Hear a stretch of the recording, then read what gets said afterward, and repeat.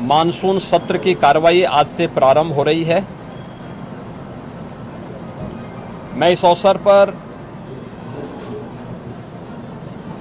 विधानसभा सत्र में भाग लेने के लिए आए हुए सभी माननीय सदस्यों का हृदय से स्वागत करता हूं।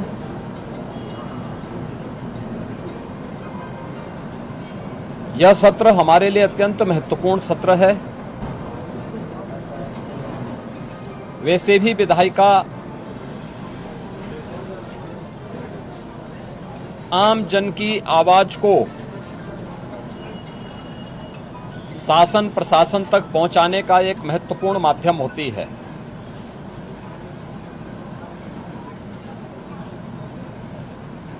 गरीब,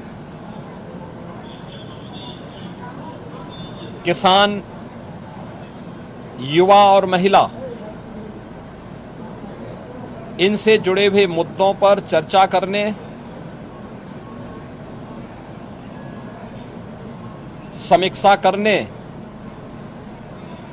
और उसे परिणाम तक पहुंचाने का सबसे अच्छा प्लेटफॉर्म संसदीय प्रणाली में कोई है तो वह विधायिका होती है। हर जनप्रतिनिधि अपने अपने क्षेत्र की समस्या को वहां रख सकता है और सरकार से उसके समाधान का रास्ता निकलवा सकती है। इस प्लेटफॉर्म का बेहतर उपयोग हो, यह बीजेपी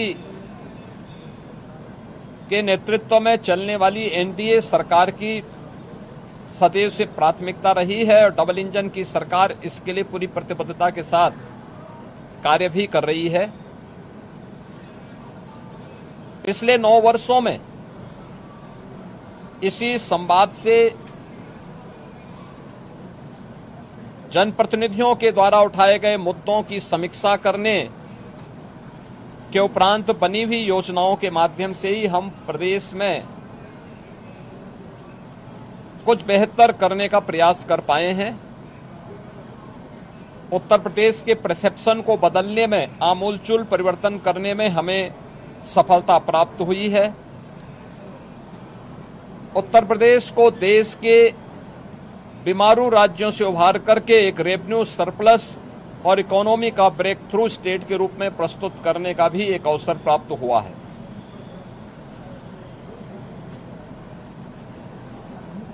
सदन के समय का बेहतर उपयोग हो और प्रत्येक विधानसभा क्षेत्र से जुड़ी हुई आवाज को सदन के पटल पर रखने और सदन में उस पर चर्चा परिचर्चा कराने का एक अवसर प्राप्त हो सके। मैंने कल दलीय नेताओं की बैठक में भी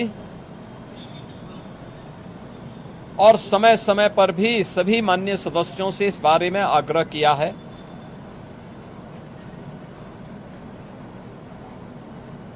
अच्छा होता कि इन मुद्दों पर चर्चा करने की बजाय युवाओं के कल्याण के लिए क्या 9 वर्षों में हुआ है और वर्तमान में क्या कुछ करने जा रही है सरकार। आधी आबादी महिलाओं के सुरक्षा, उनके स्वावलंबन और उनके सम्मान के लिए क्या 9 वर्ष में किया है और आगे क्या करने जा रही है। अन्नदाता किसानों के जीवन में परिवर्तन लाने और उनके चेहरे पर खुशहाली लाने के लिए क्या कदम उठाए गए हैं। इन सभी मुद्दों को लेने के साथ ही गरीबों के कल्याण के लिए वेलफेयर स्कीम ने, डबल इंजन की सरकार ने पिछले 9 वर्ष के अंदर 6 करोड़ से अधिक गरीबों को गरीबी रेखा से उभार करके एक मध्यम वर्गीय श्रेणी में ला करके उनके जीवन में परिवर्तन लाने का प्रयास किया है। उस परिवर्तन का केंद्र बिंदु हमारी विधायिका है। यहां नीतियां बनती हैं, उससे पहले चर्चा परिचर्चा होती है, सस्टेनेबल डेवलपमेंट गोल्स पे हुई चर्चा भी इन्हीं सब मुद्दों पे, शिक्षा के लिए, स्वास्थ्य के लिए, गरीबी उन्मूलन के लिए, अन्नदाता किसानों के लिए, निवेश के लिए, रोजगार के लिए, इन सभी पे चर्चा करने का एक सशक्त माध्यम बना था। वर्तमान में यह महीना हमारे लिए बहुत महत्वपूर्ण होता है। खेती किसानी की दृष्टि से किसानों के लिए, स्कूल कॉलेजेस में एडमिशन की दृष्टि से छात्रों और युवाओं के लिए, और अपनी धार्मिक यात्रा के लिए सावन के मास में निकलने वाला शिव भक्त कावड़ यात्रियों की दृष्टि से बहुत महत्वपूर्ण होता है। मैं इन सभी समुदायों का, अपने युवा ऊर्जा के प्रतीक छात्रों और युवाओं का, जिन्होंने प्रवेश लिया है या जो नए रोजगार के लिए आगे बढ़ रहे हैं, उन सभी प्रतिभाशाली युवाओं का हृदय से अभिनंदन करता हूं, उनके लिए अपनी शुभकामनाएं व्यक्त करता हूं। अन्नदाता किसान उत्तर प्रदेश का बहुत परिश्रमी है। हमारा अन्नदाता किसान जब दिन रात मेहनत करता है, परिश्रम करता है, तब यूपी के इस धरती से सोना उगलवाने का वो काम करता है। आज हमारा अन्नदाता किसान भारत की कुल कृषि योग्य भूमि में 11% भूमि में 21 से 22% खाद्यान्न का उत्पादन कर रहा है। एक बेहतरीन उपलब्धि है। उसके जीवन में व्यापक परिवर्तन हुआ है। प्रधानमंत्री जी के विजन के अनुरूप दोगुने से अधिक आय हमारे अन्नदाता किसानों की हुई है। किसानों से जुड़े हुए अन्य कौन से मुद्दे हो सकते हैं जो उनके जीवन में और खुशहाली ला सके, इस विषय को लेकर के अभी तक हमारे अन्नदाता किसानों ने जो परिवर्तन लाया है, जो रिफॉर्म किया है, मैं इसके लिए उन सभी अन्नदाता किसानों का भी हृदय से अभिनंदन करता हूं। उत्तर प्रदेश के अंदर आधी आबादी के जीवन में व्यापक परिवर्तन हुआ है। 12% जो महिला श्रम बल था पहले 17 में, आज वो बढ़कर के 37-38% से अधिक हो चुका है। डबल इंजन की सरकार कामकाजी महिलाओं के लिए श्रमजीवी हॉस्टल का निर्माण कर रही है सभी बड़े महानगरों के अंदर, जिससे उनके लिए आवासीय सुविधा उपलब्ध हो सके और उन्हें अपने कार्यस्थल पर जाने में बहुत दूरी न तय करना पड़े। इन सभी कार्यों के लिए भी और मिशन शक्ति के अंतर्गत भी महिला सुरक्षा, महिला स्वावलंबन और महिला सम्मान की दृष्टि से सरकार ने अनेक कदम उठाए हैं। उत्तर प्रदेश सरकार की हर एक भर्ती में युवाओं को 9 लाख से अधिक नौकरी उपलब्ध करवाने और उसमें भी 20% से अधिक महिलाओं की भागीदारी के साथ एक नए कीर्तिमान उत्तर प्रदेश सरकार ने स्थापित किए हैं। डबल इंजन की सरकार के कारण आज प्रदेश के अंदर ईज ऑफ डूइंग बिजनेस, सुरक्षा और अन्य कारणों से निवेश के लिए बेहतर अवसर प्राप्त हुए हैं।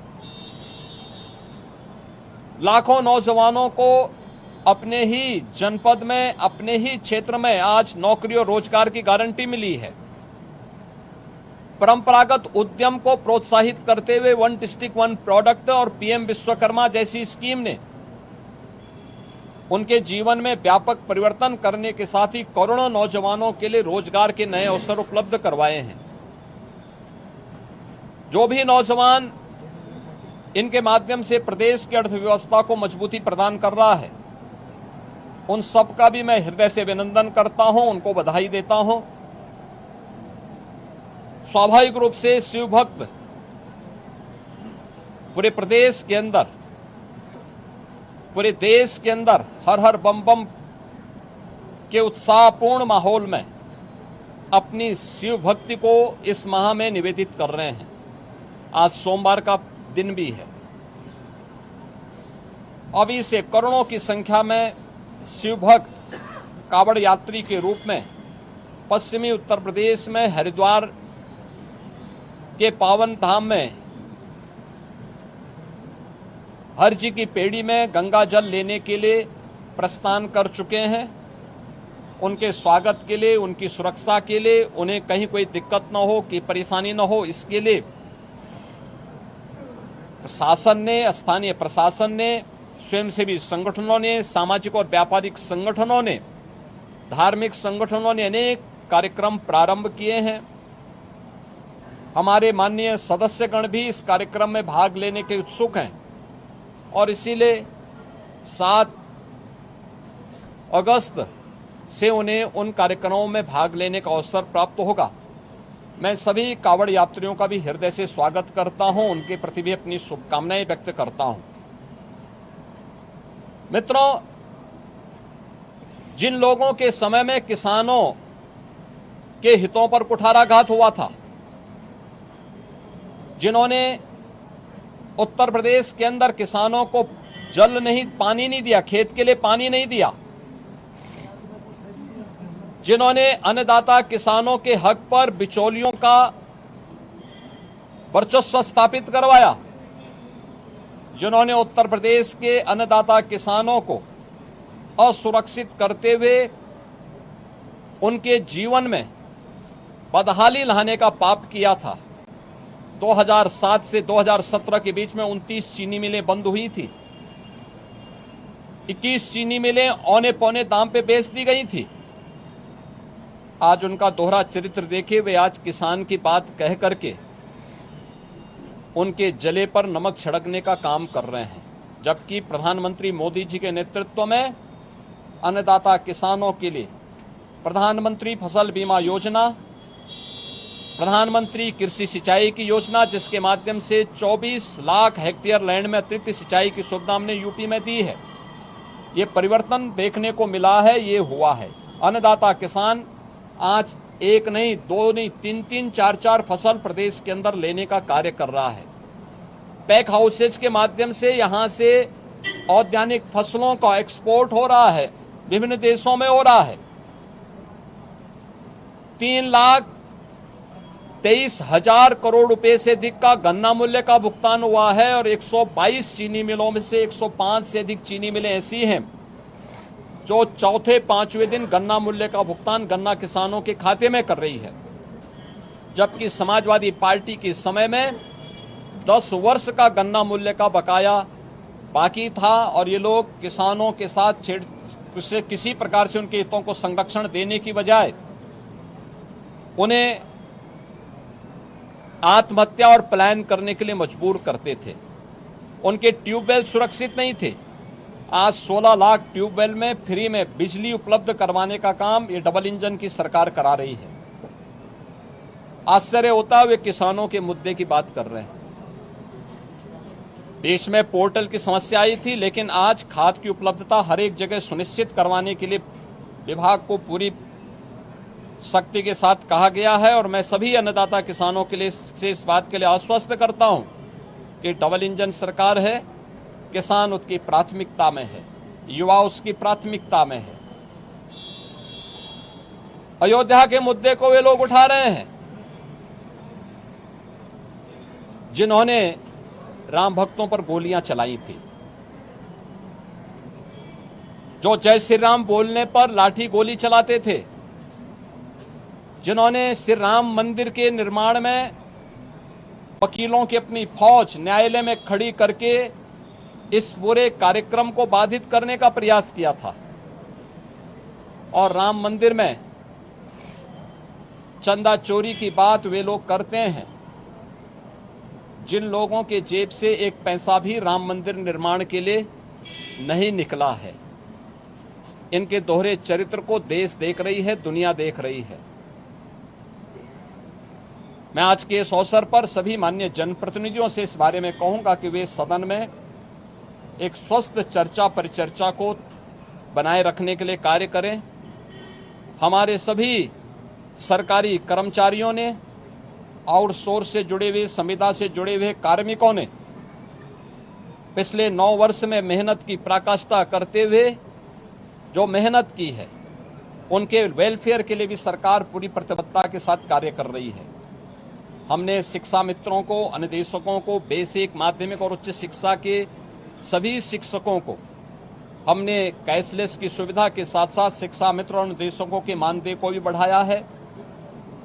और अभी उन सभी तबके के लिए भी सरकार कार्य कर रही है, चाहे आउटसोर्स कमीशन को तत्काल लागू करने की कार्रवाई मेरा मानना है कि अगले एक डेढ़ सप्ताह के अंदर हम उसको लागू करके न्यूनतम मानदेय उनका सुनिश्चित करने जा रहे हैं।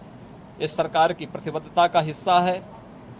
आंगनबाड़ी, आशा वर्कर, रसोइया, ग्राम चौकीदार, इन सभी के लिए भी सरकार ने उनके एक हैंडसम मानदेय उनको प्राप्त हो और उनकी सेवाएं इसी प्रकार से प्रदेश के हित को संवर्धित करने के लिए कार्य करेगी। इसके लिए हम लोगों ने सप्लीमेंट्री बजट का सहारा लिया है और मैं विश्वास करता हूं कि प्रदेश के हित के लिए 25 करोड़ जनता के वेलफेयर के लिए, उनके विकास के लिए विधानमंडल की इस कार्रवाई को शांतिपूर्ण ढंग से चलाने के लिए हमारे विपक्षी साथी नकारात्मकता की राजनीति को छोड़ करके एक सकारात्मक राजनीति को आगे बढ़ा करके उत्तर प्रदेश के इस बदले हुए परसेप्शन को प्रदेश के विकास के लिए और प्रदेश की समृद्धि में अपना योगदान देंगे। मैं एक बार फिर से सभी मान्य सदस्यों का स्वागत करता हूं। आप सभी मीडिया के प्रतिनिधियों का भी मैं स्वागत करता हूं जो विधानसभा की कार्रवाई को यहां पे कवरेज करने के लिए उपस्थित हुए हैं। बहुत बहुत धन्यवाद जी। रिंकू, हाँ जी।